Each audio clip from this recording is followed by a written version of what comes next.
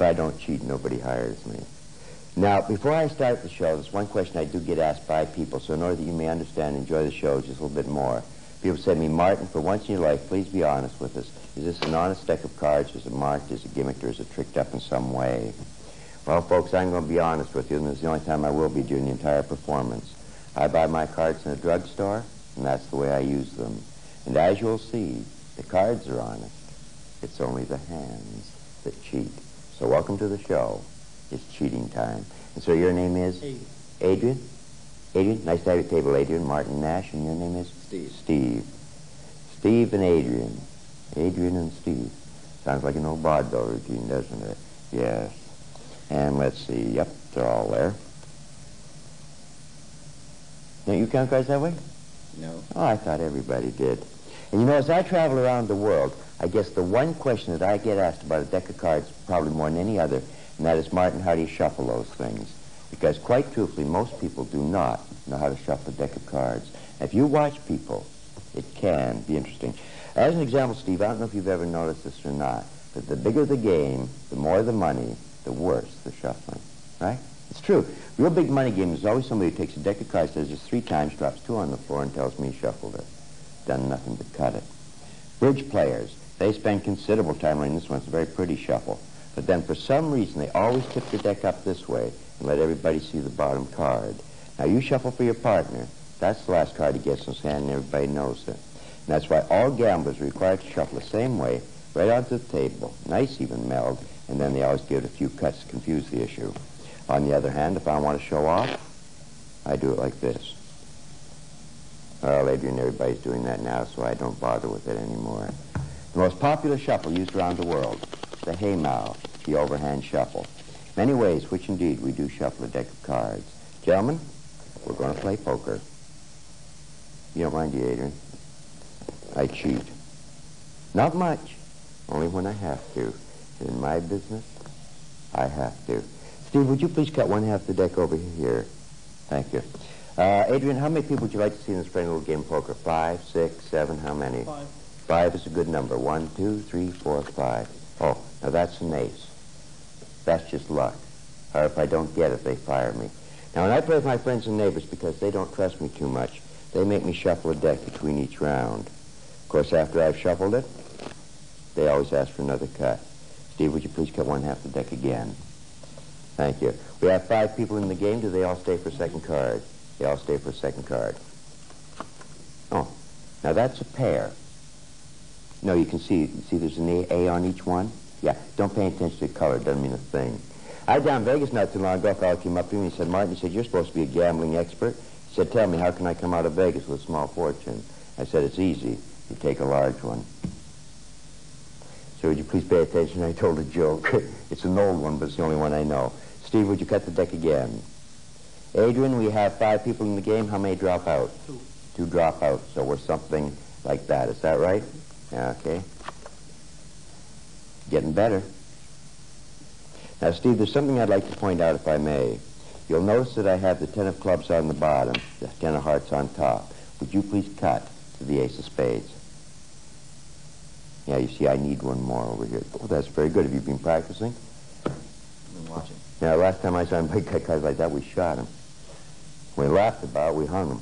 Now, how many stay in now? 1. So it's just me and the player? Yes. And you know, folks, that's one of the reasons none of my friends and neighbors ever play poker with me. Pay attention, Steve, you'll learn. Now, if you play bridge, whist, poker, gin, rummy, snap, or crazy eights, or if you watch people, there's always one fellow who loses. And then when he loses, you notice this, he always wants to cut the cards, double or nothing. Adrian, I'm now going to teach you how to cut cards. Aren't you glad you came? Yes. Say yes. And in order to do it, I'm going to use the 4 aces. Do you play bridge? No. I set them up in what is often referred to as bridge, or alphabetical order. And that is namely a spade, a heart, a diamond, and a club.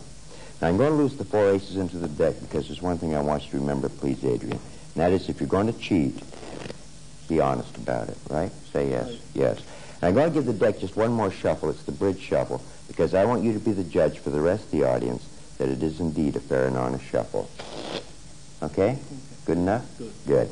Now, when I go to cut cards with friends and neighbors of mine, for some reason I've never been able to determine. They don't trust me too much.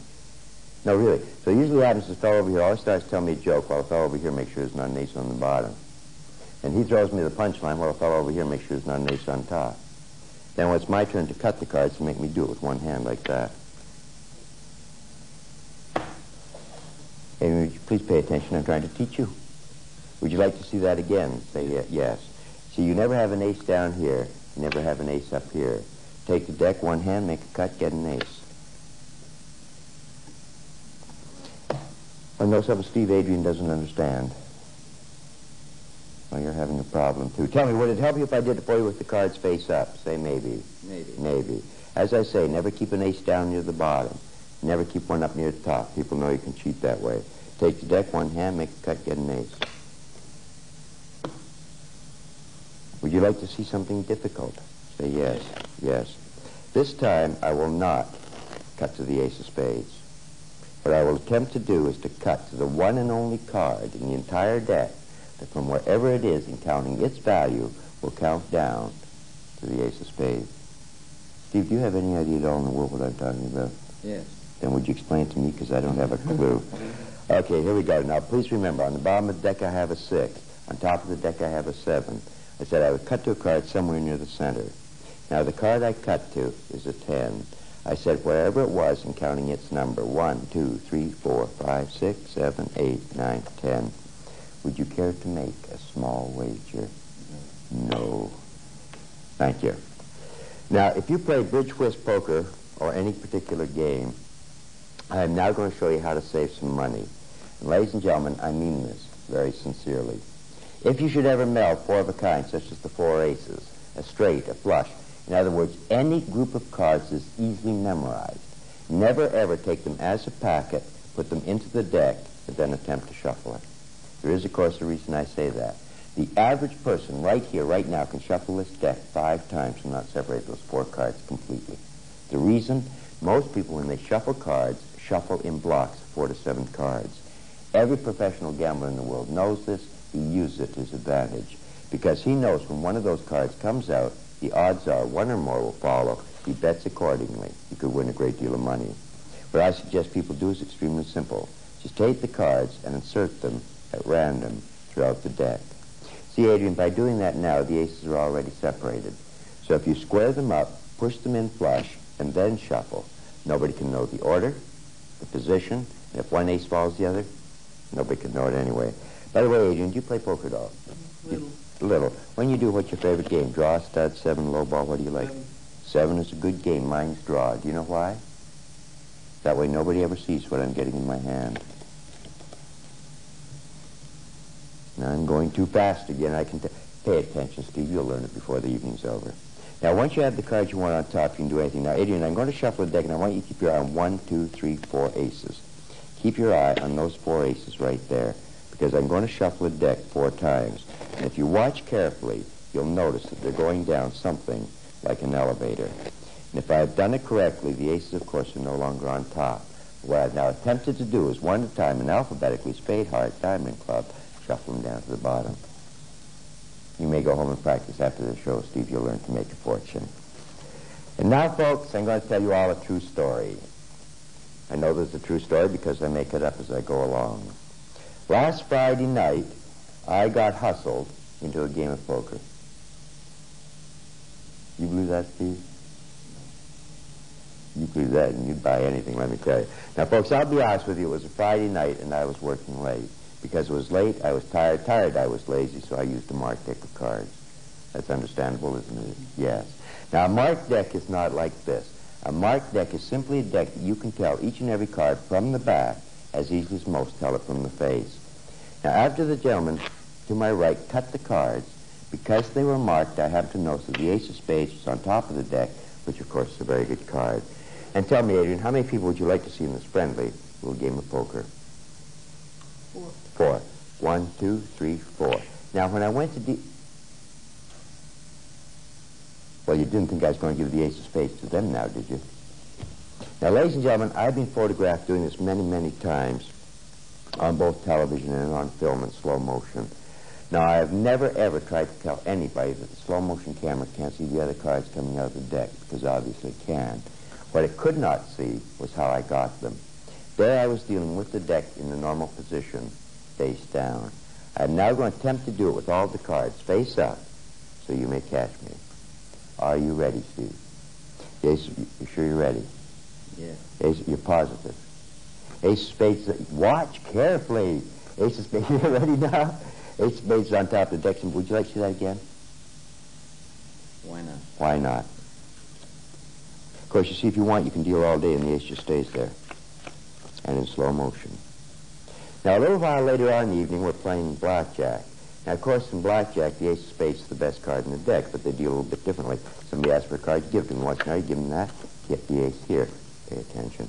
A little while later on, the fellow over here made a small bet. Now, remember, folks, I want to win, because if I lose, I've got to cheat twice to get my money back. Ace of spades is on top of the deck. He asked for a card. Gentleman over here asked for change, so I gave it to him with one hand. While another gave him that, kept it here.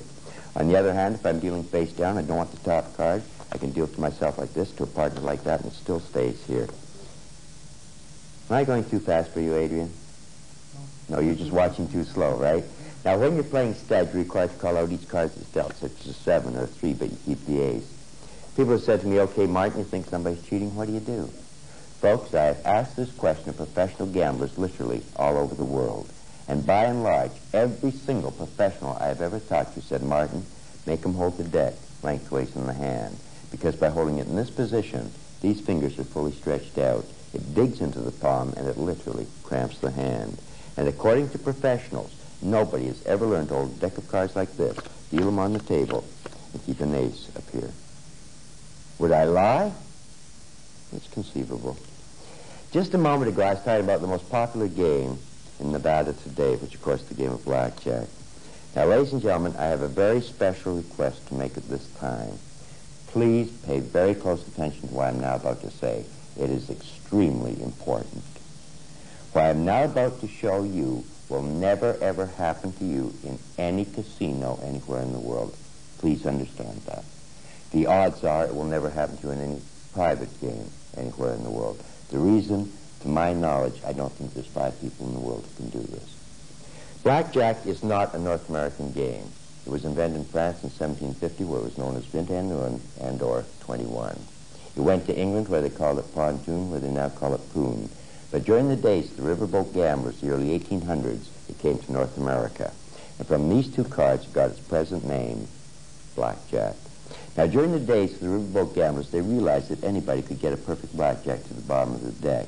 And because there's only 2 cards to control, by simply dropping them onto the table first during a regular shuffle, they could literally shuffle all day and never disturb the position. Consequently, the man was at all proficient at bottom dealing. On the first round, he could always get a blackjack and, of course, win a great deal of money. So for that reason, and many people today do not know where this came from, they decided to reverse the top card to the bottom. Many people think that this is done in order to show the dealer when he's run through the deck. No.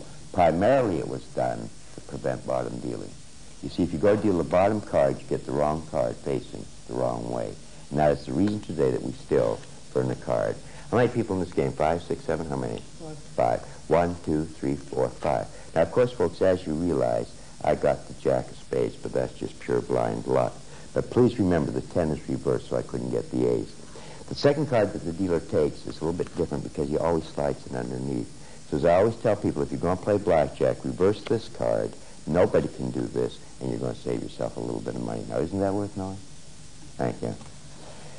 That, ladies and gentlemen, is exactly what happened to me on Friday night. Saturday night was just a little bit different. Saturday night is what I call the night of coincidence. You see, it was just by the sheerest coincidence that I happened to notice that the ace of spades and the ace of clubs happened to be on the bottom of the deck. What was even more of a coincidence? The ace of hearts and the ace of diamonds happened to be on top of the deck. The real coincidence? I was dealing. And tell me, how many people in this game, Steve? 5, 6, or 7? 6. 6. 1, 2, 3, 4, 5, 6. Now, of course, folks, as you realize, I got the ace of hearts because I needed it. Yes. Oh, by the way, Adrian, I kept the ace of diamonds up here because I'm going to need it later on. Now, Adrian, if you remember, we had the two red aces on top. So I wasn't dealing the top card. I wasn't dealing the second card. It wouldn't be possible to deal a third card, and I wasn't dealing the bottom card. So tell me, Adrian, what card was I dealing? Any card I want. Yes, now you're starting to understand. Now, of course, it's later on. Now, in this particular game, we're playing a game known as 7-card stud. Now, for those of you who aren't familiar with it, they deal 2 cards face down, 4 up, and 1 down. And if you remember, I have the ace of clubs on the bottom. So now I had to deal a deck something like this. Now, at this particular point in time, unknown to me, the fellow sitting right here was getting just a little bit suspicious. And Adrian and I couldn't figure out why. So Steve, he has to cut the deck. That will now place the ace of spades right in the center. And tell me, how would you like me to deal the ace of spades? Face up, as in stud, or face down, as in draw? Face up. Face up. The ace of spades. From the center of the deck. To myself. Naturally. Can't be done. Here we go. Going for the ace of spades in the center of the deck. So as I tell all of my audiences wherever I work all over the world, no, it is not true that all gamblers cheat. But it is true that no cheat gambles. Because as you can see, he makes it a certainty. However, ladies and gentlemen, from myself and a deck of cards, may the shuffled deck of life deal each and every one of you happiness. Thank you kindly, and I do hope you've enjoyed this show. Thank you, ladies and gentlemen.